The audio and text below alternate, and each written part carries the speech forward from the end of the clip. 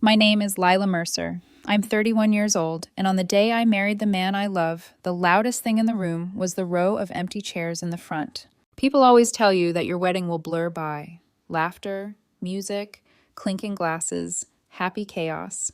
And in a way, it did. There were flowers, candles, the smell of champagne in the air, Daniel's hand warm and steady in mine. He looked at me like I was the only person in the world, and for a few seconds at a time, I could almost believe that was enough. But then my eyes would drift to the front row, to the 4 chairs we'd reserved and labeled by hand one quiet Sunday afternoon, sitting at our dining table with cardstock and calligraphy pens like 2 kids doing a school project. Mom, Dad, Amanda, Mark, all empty. At first, I made excuses for them in my head. Maybe traffic was bad. Maybe there was an accident on the highway. Maybe my mom misheard the time, even though I'd told her at least a dozen times.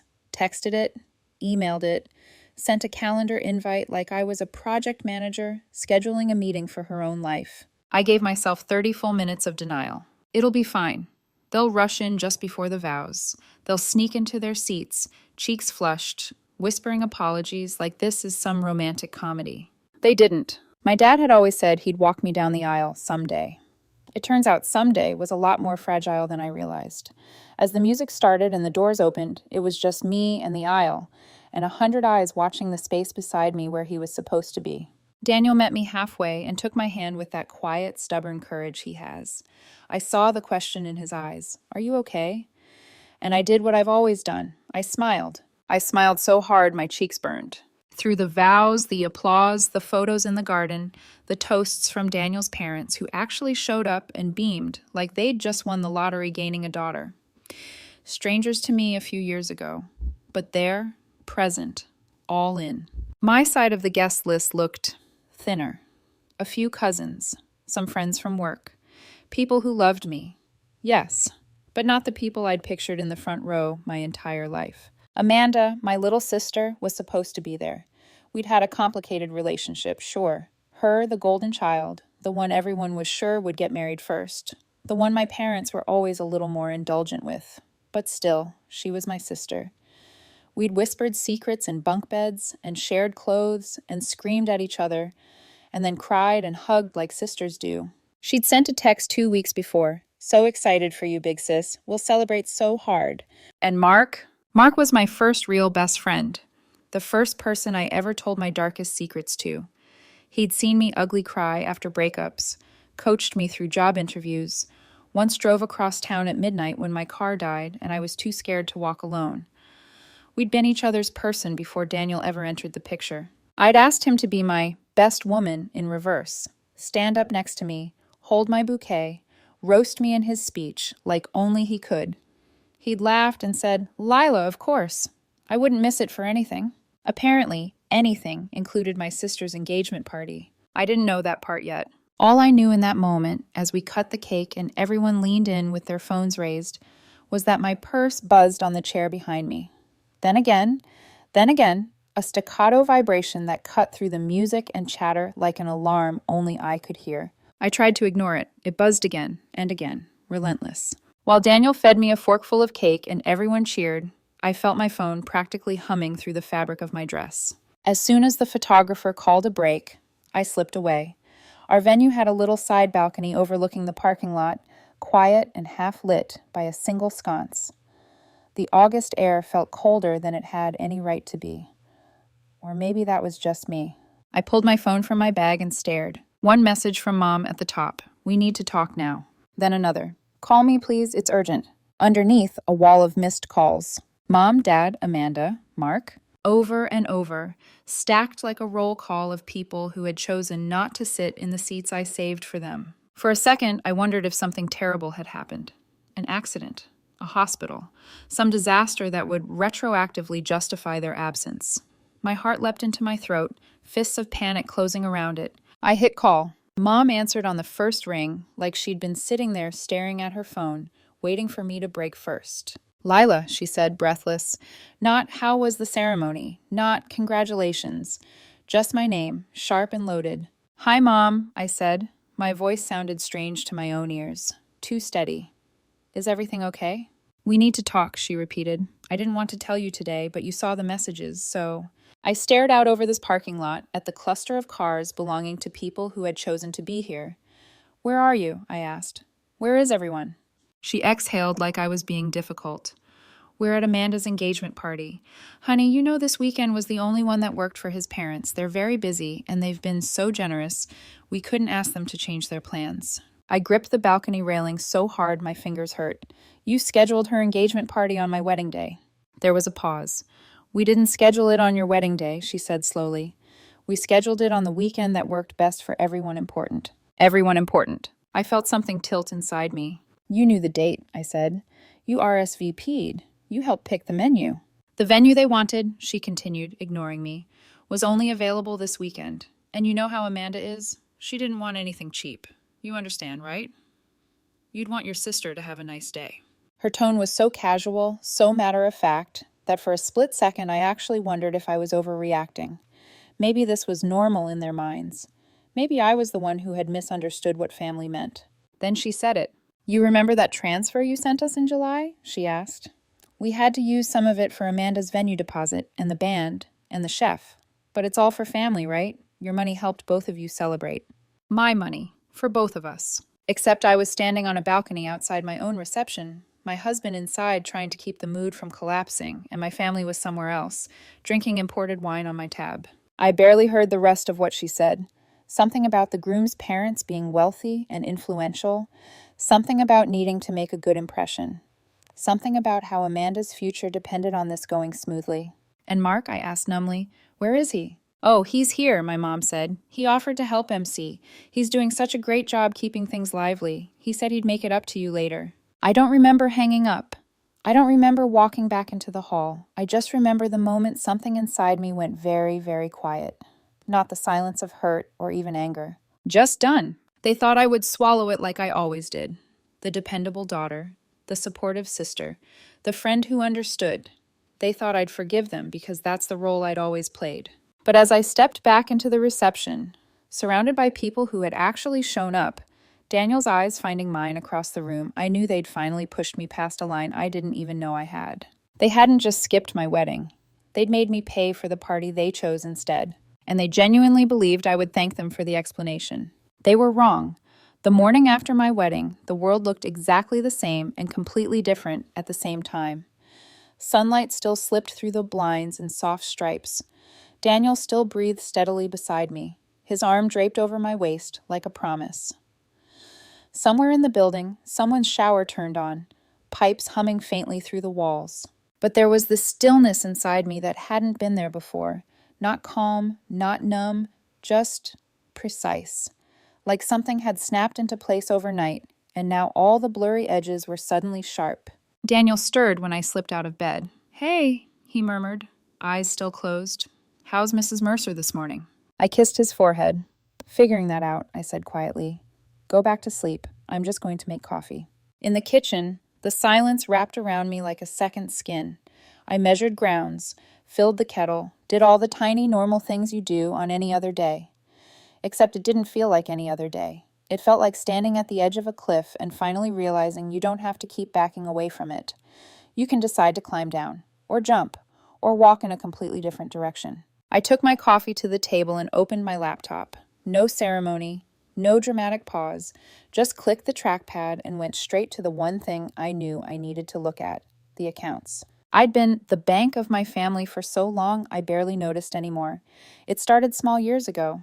My dad fell behind on a couple of bills when work slowed down. I sent money. Amanda's tuition hit a snag. I covered the gap. My mom just needed a little help with groceries one month, so I gave her a card linked to an account I funded, told her to use it when things got tight.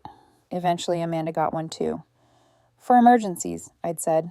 I hadn't really thought about how big the emergency had gotten. The login screen blinked at me expectantly. I typed in my information and pulled up the joint account my mom used. Transactions populated in neat lines. Dates, vendors, amounts. Most of it was normal. Grocery stores, pharmacy runs, gas stations. The background hum of a life. But then there were other entries. Lux Banquet and Events. Deposit, $3,200. Lux Banquet and Events. Remaining balance, $6,400. Savor Catering, $7,000. Bridges Floral Studio, $1,980. La Belle Boutique, $3,600. Blue Note Jazz Quartet, $10,000. And then one that made me lean closer, heart ticking slower instead of faster, like my body knew it needed to conserve energy to process this. Skyline Rooftop Lounge, open bar invoice, $8,900. Event date, same as my wedding. Under host name, Lila Mercer. They hadn't just used some of my money. They'd used my identity, my wedding night, my name, my accounts. I clicked into the emergency card Amanda had access to. More charges. A 3-night hotel suite booking at the same downtown hotel as the engagement party venue.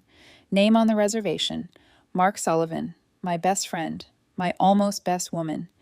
Paid in full through my family emergency account. I stared at the screen.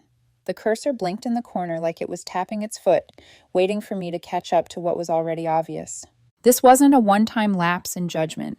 This wasn't thoughtless. It was orchestrated.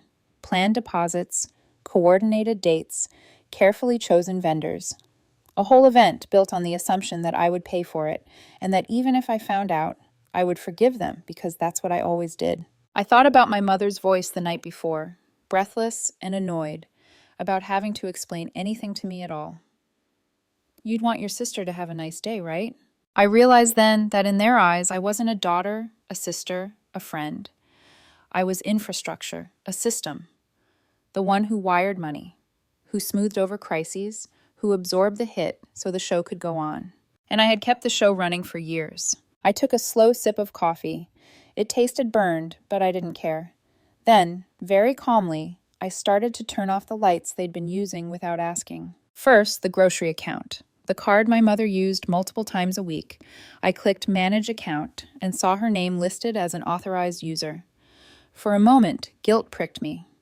My mother buying bread and milk, her standing at a checkout line with a declined card, cheeks flushing pink.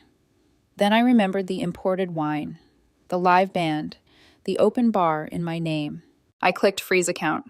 Confirm. Next, Amanda's card.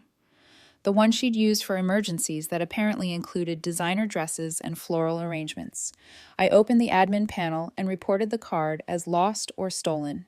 The system flagged it, immediately locked it, and scheduled a new card to be mailed to my address.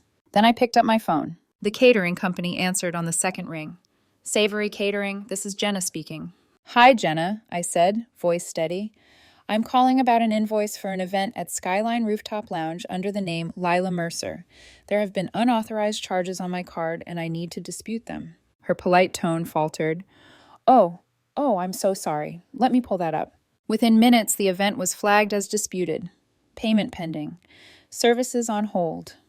I repeated the same conversation with the banquet hall and the jazz quartet. I didn't raise my voice. I didn't dramatize. I simply stated the truth. I had never authorized any of this, and I would not be paying for it. By the time I closed my laptop, several of Amanda's plans had just quietly died. My phone lit up almost immediately. Calls from Mom, then Amanda, then Dad. I turned it face down on the table and let it buzz against the wood like some trapped insect I didn't have to free anymore. Daniel walked in a few minutes later, hair still damp from the shower, t-shirt hanging loose on his shoulders. He paused when he saw my face. You okay? He asked. Do you have anything packed? I asked. He blinked. Packed? For a quick trip, I said.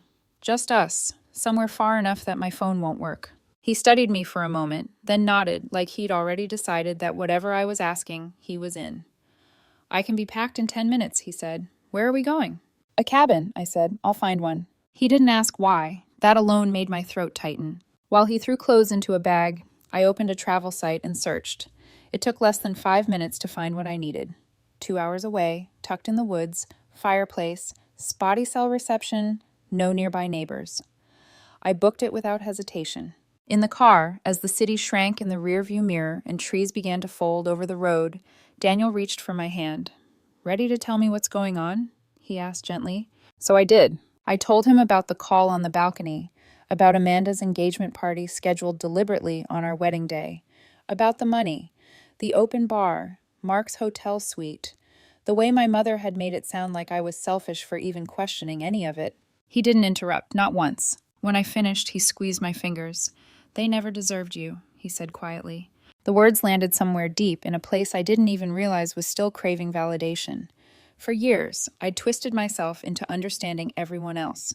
Why they forgot, why they took, why they always assumed I'd be fine.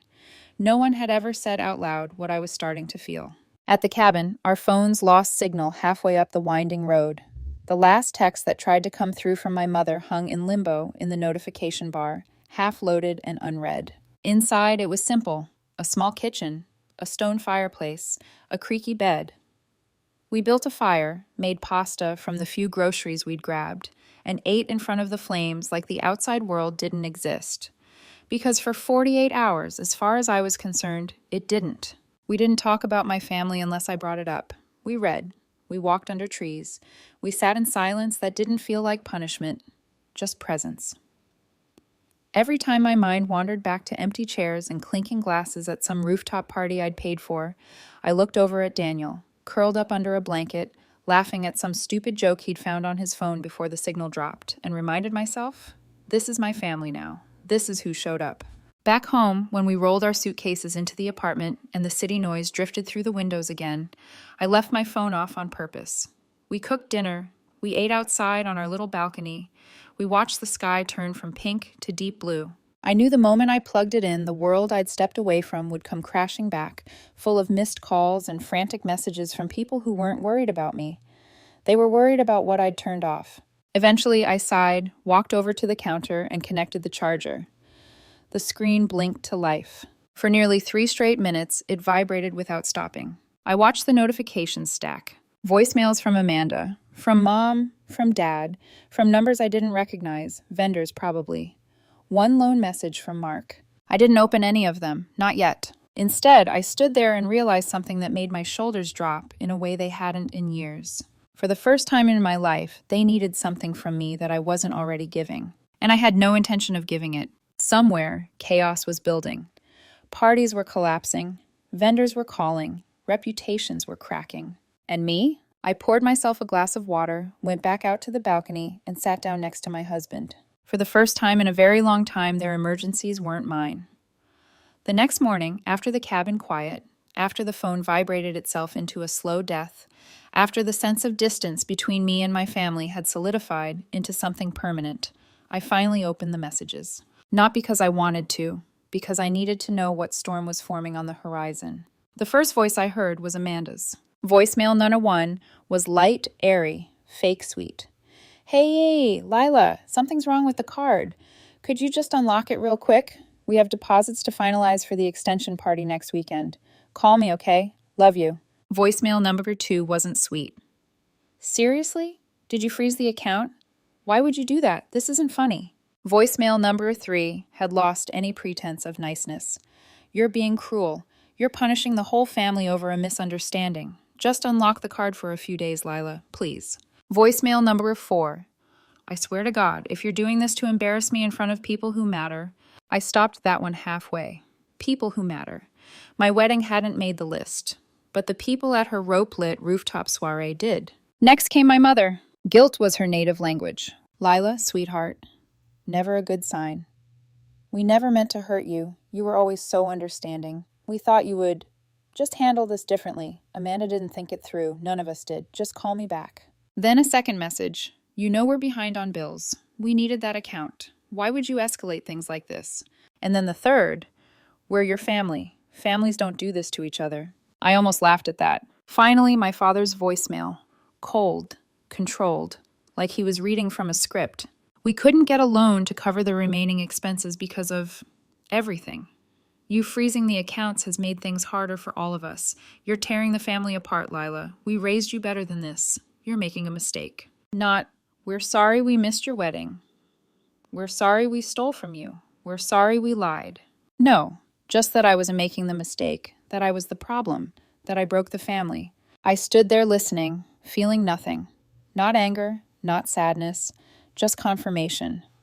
Like rereading a diagnosis you already knew was true.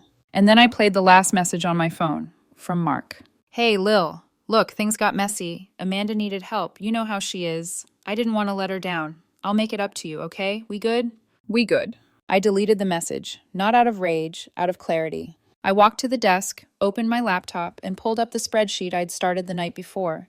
Then I began adding more lines. Every bill I'd covered, every transfer I'd sent, every emergency I'd quietly fixed, every time I paid Amanda's rent just for this month, every time I bailed my parents out of debt, every time Mark borrowed money and forgot to mention it again. I combed through years of bank statements, emails, Venmo notes, texts, little breadcrumbs of a life I had accidentally built as my family's safety net. Hours passed. The sun crawled across the living room floor and vanished. When I finished, the number at the bottom didn't shock me. I'd suspected it was high, but seeing it all in one place was like opening a ledger of my own disappearance. $137.04. That was the cost of being their daughter, their sister, their friend. More than a house down payment, more than a wedding, more than a future I could have built for myself. And they had thrown my wedding aside like it was a birthday dinner they forgot to RSVP, too. I printed the spreadsheet 3 times, slipped each copy into an envelope, mailed one to my parents, one to Amanda, one to Mark. No note, no explanation, just the title I typed at the top. Here's what it cost to be in my life. Then I picked up my phone, called my provider, and changed my number. I didn't tell them, I didn't tell anyone. Not a dramatic farewell, not a final confrontation, just a quiet severing. For years, they had pushed me to the edge of the frame so they could center themselves, so I stepped out of the frame entirely. 2 weeks later, Becca, my cousin, the only one who still talked to both sides, sent me a message. FYI, Amanda's engagement party collapsed. Like, completely. Fiancé's family not pleased. I didn't ask for details, but Becca sent them anyway. The florist never delivered. The band never showed. The caterer canceled because payment never cleared.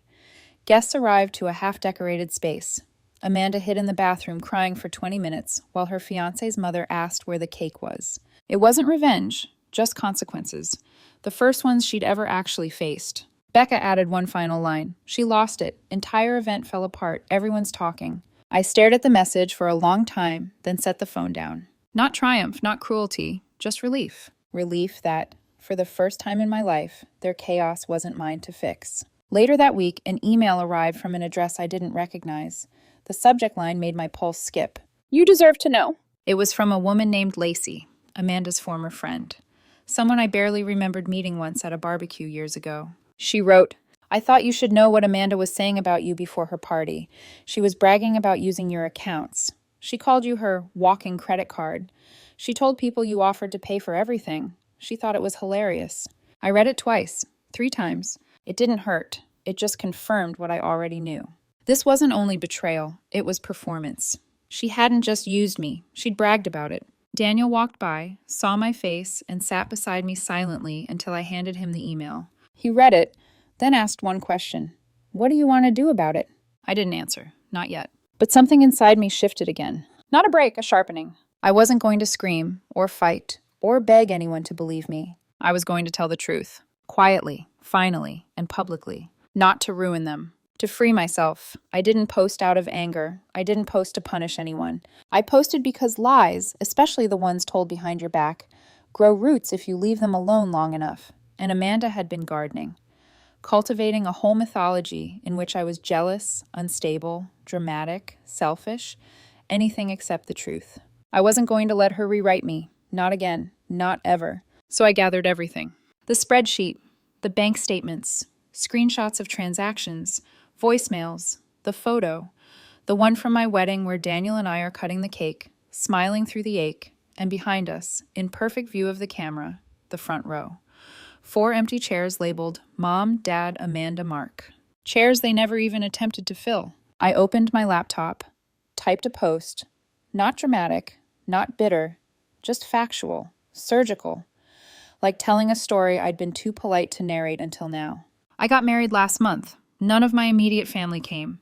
They chose to attend my sister's engagement party instead. Many of the expenses for that party, including the venue, catering, and entertainment, were charged to my accounts without my knowledge or consent. I learned about this on my wedding night. No names, no insults, no rage. Just truth. Then I attached the photo and hit post. I closed the laptop, walked away, made tea, sat beside Daniel on the couch like nothing monumental had just happened. 20 minutes later, my phone buzzed. Then again. Then again. Within an hour, the post had spread far beyond my friend list, shared by coworkers, acquaintances, old classmates, even distant relatives. People commented everything from shock to heartbreak to disbelief. But the private messages, those were different. Some people apologized for not realizing what I'd been dealing with. Some shared their own stories of being the responsible one, the giver, the family bank. Some told me they'd seen similar dynamics and had been afraid to speak about them until now. And then came messages from people I didn't expect. The first one was from Amanda's fiancé's cousin. They had no idea, none. They thought you and Amanda were close. Then, Amanda told them she insisted the date overlap because you wanted to do a joint celebration later. Then, they're rethinking everything. The next day, Becca called. I answered on the second ring. You might want to sit down, she said. Daniel turned down the TV. I sat beside him. Amanda's engagement is paused. Paused. Not canceled. Not over. But paused. The kind of word families use when they want to sound gentle while something is falling apart. Becca explained. When the post went around, someone sent it to the fiancé's parents. They read it, looked at the photo, asked questions their son didn't have answers to, started connecting dots Amanda couldn't unconnect. She tried to lie again, Becca said softly, but it didn't land. They pulled financial support for the wedding. They're taking space. Amanda had fallen from grace not because of me, but because her lies finally had consequences. For once in her life, she couldn't outrun them. My parents, meanwhile, went silent. Not a word, not a text, not a call. It wasn't the silence of guilt or apology, it was the silence of strategy. They were waiting for me to take it down, backtrack, explain it away. They didn't realize I had finally outgrown the version of myself who would do that. 2 days later, my mom broke the silence. She emailed, "Your post has caused confusion among people who care about us. It would have been better to discuss things privately. The family's reputation is very important, and this has hurt us unnecessarily." Not a single sentence of accountability, not one acknowledgement of what they'd done, just a request to protect the optics of a family that hadn't protected me. I didn't respond. 3 days later, Amanda tried reaching me through Becca again. She wanted to talk privately. She suggested we both made mistakes. She even floated the idea of rescheduling her wedding someday and inviting us to start fresh. I asked Becca a single question. Did she admit what she did? Becca hesitated then, no, not once. That told me everything. The next envelope came from my father. Actual paper, handwritten. He said families have to stick together, that I was too emotional, and that he hoped I'd come to my senses. It was the same old script. The one designed to make me feel small for having boundaries, for wanting anything for myself, for daring to say no. Mark sent one last email too, long, self-pitying. He said I'd embarrassed good people, that I should have kept private things private. I deleted it, didn't even finish it. I wasn't angry anymore. That part had burned out. What I felt now was something cleaner, quieter, freedom, maybe. Weeks passed. No apologies, no ownership, only a family scrambling to salvage their reputation, not their relationship with me. And then, one night, Daniel and I hosted friends at our apartment. Just a small thing, food, wine, soft music. People who had shown up for us, who laughed easily, who hugged tightly, who looked at me without expectation or entitlement. At one point, I stepped back and looked around the room. Every person there was someone who chose me, not because I paid their bills, not because I solved their problems, not because they needed something, just because they loved me, as I was. No empty seats, no place cards waiting for people who viewed my presence as optional, just a full room, a full life. That's when I knew. I didn't lose a family. I walked away from a system and built something real in its place. A week later, Amanda sent one final text. No punctuation, just 5 empty words attempting to drag me back into orbit. "We're still your family, Lila." It didn't hurt. It just felt distant, like hearing an echo from a house I no longer lived in. I didn't reply, not out of spite, because there was nothing left to say. They were my family once, but only as long as I disappeared inside of them. Now I'm here, present, whole, visible, and they are nowhere in sight.